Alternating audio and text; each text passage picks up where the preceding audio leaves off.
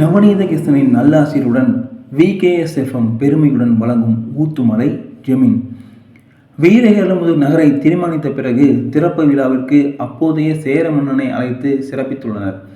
விழாவுக்கு வந்த சேர மன்னன் இங்குள்ள மக்கள் வீரமாகவும் இந்த பகுதி கேரளாவை போன்று செழிப்பாகவும் இருப்பதைக் கண்டு இந்த ஊருக்கு வீரகேரளம் என்று பெயர் சூட்டியதாக கூறப்படுகின்றது.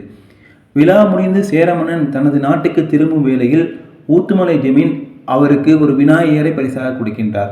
அந்த விநாயகர் சிலை இப்பொழுது செங்கோட்டையில் பதிவு செய்யப்பட்டு அந்த கோயில் அமைந்திருக்கும் தெருவிற்கு வீரகேரள விநாயகர் என்று பெயர் சூட்டப்பட்டு வழங்கப்பட்டு வருகின்றது. ஊத்துமலை ஜமீன்தார்களின் குலதெய்வமாகிய நவநீத கிருஷ்ணசாமி வைஷ்ணவ மதத்தை சேர்ந்தவராக அவர் இருப்பதால் அங்கு நடைபெறும் முக்கிய விழாக்களில் GS சுவாமிகள் பங்கேற்பது வழக்கம். நவநீத கிருஷ்ண சுவாமி கோயிலுக்கு தேரோட்டம் மிக சிறப்பாக நடைபெறும். இறைவனுக்கு ஏராளமான அணிகலன்கள் நிலங்கள் உள்ளது. வீரகேரளமுதூர் அரண்மனையின் தென்புறத்தில் நவநீத கிருஷ்ணன் கோயில் அமைந்துள்ளது. அங்கே நித்திய நைவேத்தியங்கள் மிக சிறப்பாக நடைபெறும். அதற்குரிய நித்திய படித்தரம் 10 வராகன், லாடு, லட்டு, ஜிலேபி, தேன்குழல் முக்கியவை இறைவனுக்கு நைவேத்தியம் செய்யப்படுகின்றது. ஒரு லாடு என்பது உரித்த தேங்காய் அளவுக்கு இருக்கும். ஒரு தேன்குழல் என்பது பெரிய சந்தனக்கல் அளவுக்கு இருக்கும். பெரிய கோவிலில் நடைபெறுவது போன்று இந்த ஆலயத்திலும் கிருஷ்ணசுவாமிக்கு சிறப்பாக விழாக்களை எடுத்திருக்கின்றார் நமது ஊத்துமலை ஜமீன் அவர்கள்.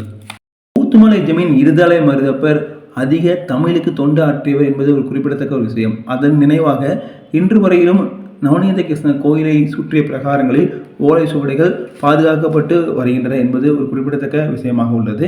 அவருடைய அன்றாட நிகழ்வு அப்படின்னு சொல்லி பார்க்கும் பொழுது காலை 8 மணி முதல் 10 மணி வரை தமிழ் புலவர்களுடன் கலந்துரையாடுவார். காலை 10 மணிக்கு மேல் அரண்மனை கச்சேரிக்கு சென்று சமஸ்தான பணிகளை கவனிப்பார்.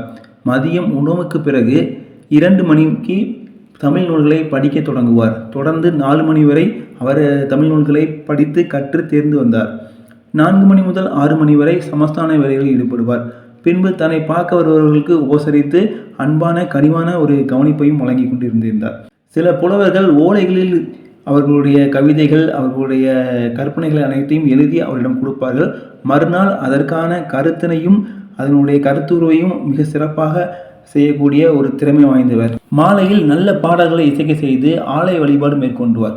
வெளியூரிலிருந்து வரும் விருந்தாளிகளை அவரை கோயிலுக்கு அழைத்து சென்று மரியாதை செய்து பிரசாதம் வழங்கி மிகவும் சிறப்பாக கவனிப்பார் என்று உவே சுவாமிநாதர் அவர்கள் குறிப்பிட்டுள்ளார்கள். ஜமீனுடைய பண்பும் தமிழ் பண்பாடும் மிக சிறப்பாக இருந்தது அப்படின்னே சொல்லலாம். 2/9/1891 ஆண்டு மருதப்பர் இயற்கையை எய்தார். அந்த நேரத்தில் கலங்கிய ராணி செய்வதறியாமல் தவித்துக் கொண்டிருந்தார். தன்னுடைய கணவருடைய நோக்கத்தை ஈடாக்க வேண்டும், நம்முடைய ஜமீனுடைய பண்பாடு பழக்க வழக்கங்களை எல்லாம் கட்டி காப்பாற்ற வேண்டும் என்பதற்காக அவர் என்ன செய்தார், எப்படி அவர் திறமையாக கையாண்டார், அதே மாதிரியான விஷயங்கள்லாம் நீங்கள் அடுத்த எபிசோடு வரைக்கும் வெயிட் பண்ணி கேளுங்க. இது உங்கள் VKSFM, நான் உங்கள் கோயில்.